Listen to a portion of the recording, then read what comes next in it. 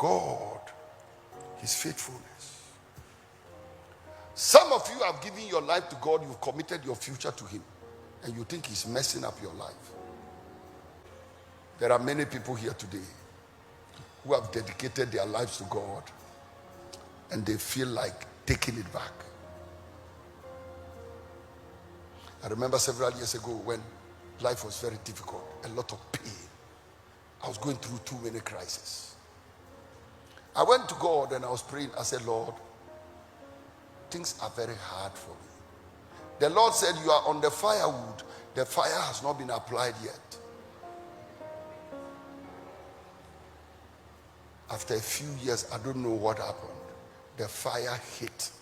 That is when I went through the crisis. I cried.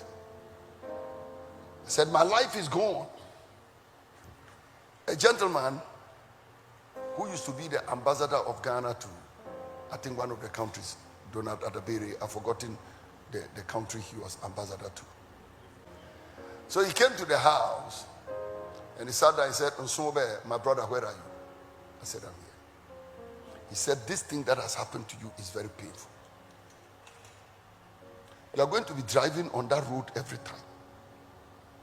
You are going to be seeing it. The pain will be too much. And you are in this same town. He said, but I beg you, don't leave the region. I beg you, don't leave this town.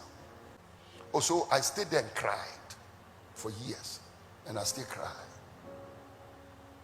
I still cry.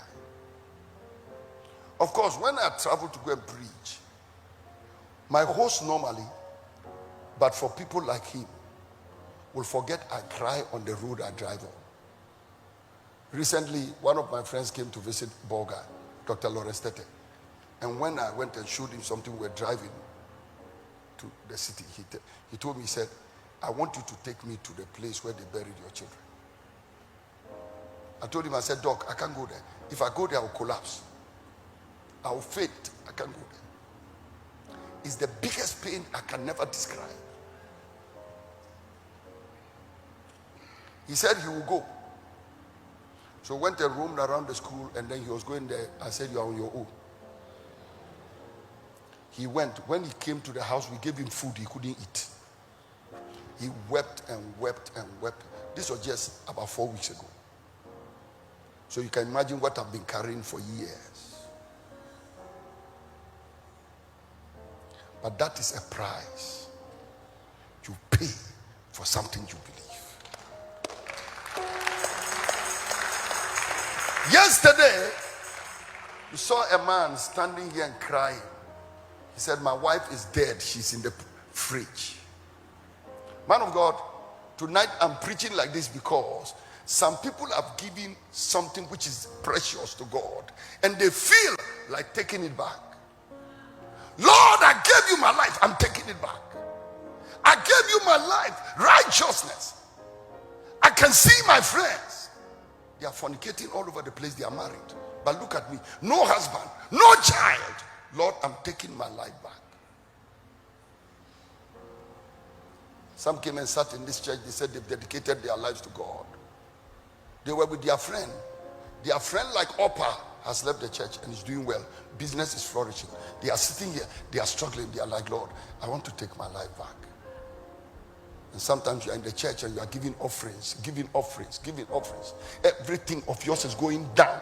The ones who rather don't give offering and they don't tithe, they are flourishing like the green bay tree. And you are looking at yourself and they come and they call you a fool. Sometimes when they call for an offering and you give, they say, Mudia, Kosoana for Sikanama, sorry. Ebe hiausa. Aso for you, Omu Bumu, Adia Winaya scam. Obim Pejanesa. Anything you give to God, you feel like taking it back. I want to challenge you. Don't take it back.